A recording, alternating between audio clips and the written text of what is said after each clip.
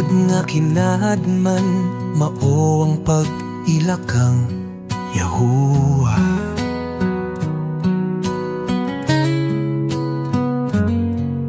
Ug ang pagdawat sa kaluwasan, pinaagi kang Yahusha.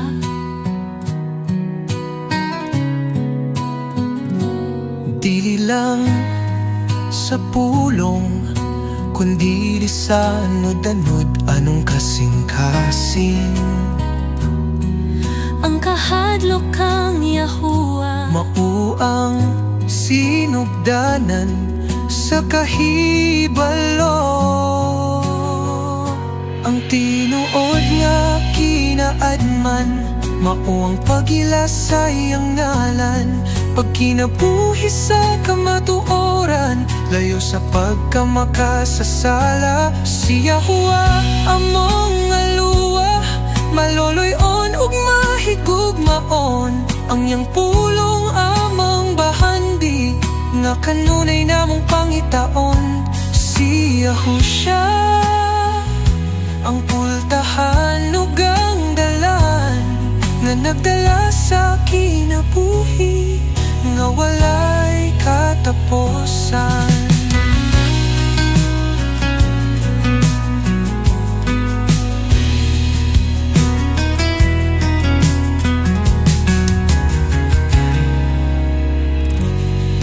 Bulahan ng tao nga mahadlok kang Yahuwah, ug nagalakaw sa kahayag sa iyang Torah.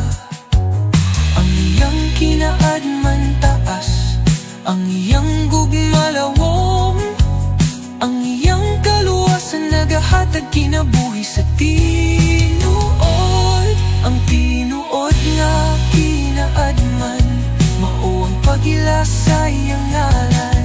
Pag kinabuhi sa kamatuoran, layo sa pagkamakasasala. Si Yahuwah among aluwa, maluluy-on ug mahigugmaon.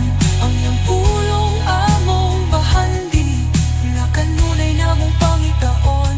Si Yahusha ang pultahan ug ang dalan, nga nagdala sa kinabuhi, nga walay katapusan.